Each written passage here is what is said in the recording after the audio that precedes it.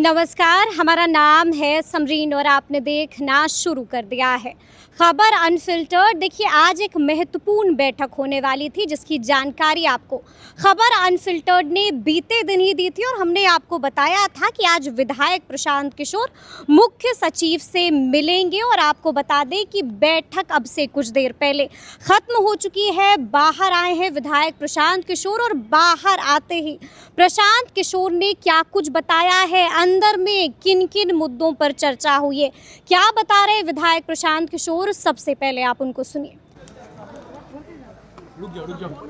ये जो पिछली मीटिंग डीजीपी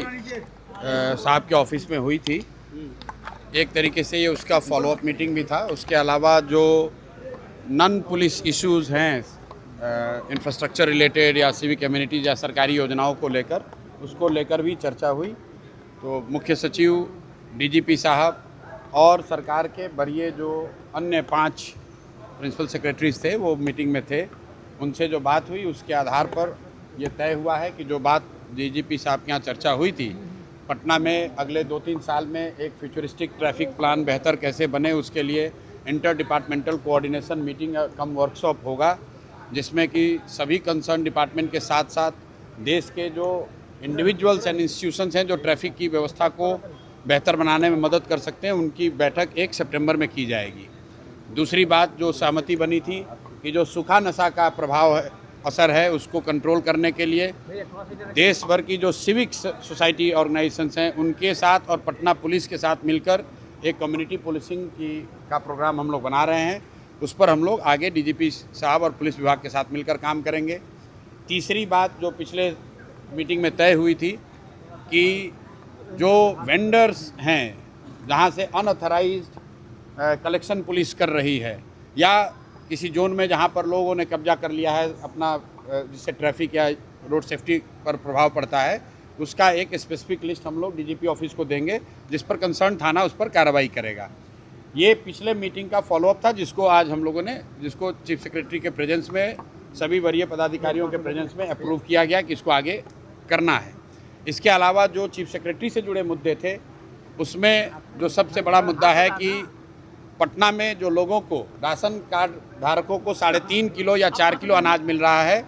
उस बात पर चर्चा हुई है और चीफ सेक्रेटरी महोदय ने यह आश्वस्त किया है कि ऑन प्रायोरिटी अगले कुछ दिनों में इसके लिए वो सभी कंसर्न पदाधिकारियों को बुला रहे हैं और हर हालत में पटना में राशन कार्ड धारकों को 5 किलो अनाज मिलेगा, ये चोरी बंद होगी, इसका उन्होंने आश्वासन दिया है।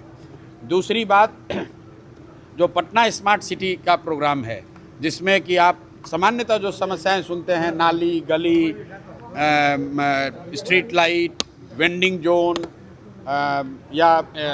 जो ड्रेनेज की समस्या है, इस तरह की जितनी समस्याएं लोगों ने बताई थी, वो पटना के म्यूनसिपल कॉरपोरेशन म्यूनसिपल कमिश्नर भी थे वहाँ मीटिंग में, उनके साथ चर्चा हो गई है। उसको कैसे बेहतर बनाना है उसके लिए एक पूरा विस्तृत हम लोग प्रयास अभी शुरू करेंगे। पानी को लेकर पटना के विभिन्न वार्डों में लोगों ने जो समस्या बताई थी कि पानी गंदा आता है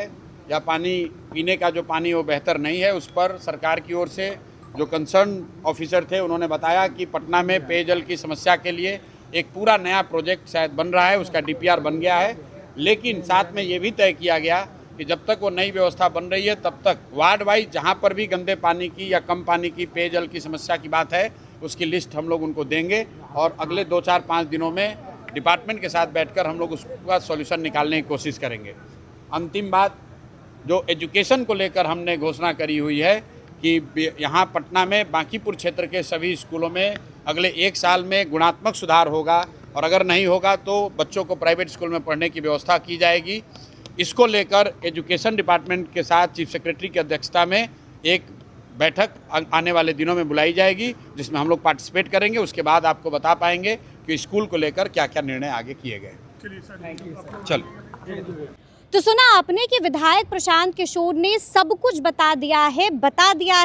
कि आखिर अंदर में क्या कुछ हुआ था, किन किन विषयों पर वार्ता हुई है, इसका भी तस्करा उन्होंने किया है और ये भी बता दिया है कि आने वाले दिनों में क्या कुछ होने जा रहा है। तो अब देखना होगा कि आगे आगे क्या कुछ होता है। तो फिर ये पूरा वीडियो आपको कैसा लगा है, कमेंट करके हमें ज़रूर बताइएगा। तो ऐसे तमाम अपडेट्स के लिए बिल्कुल ऐसे ही हमारे साथ बने रहिएगा और देखते रहिएगा खबर अनफिल्टर्ड। यदि अब तक आपने हमारे चैनल को सब्सक्राइब नहीं किया है तो फिर झटपट कर दीजिएगा और फेसबुक पर भी हमें फॉलो करना हरगिज़ नहीं भूलिएगा। बहुत शुक्रिया आपका।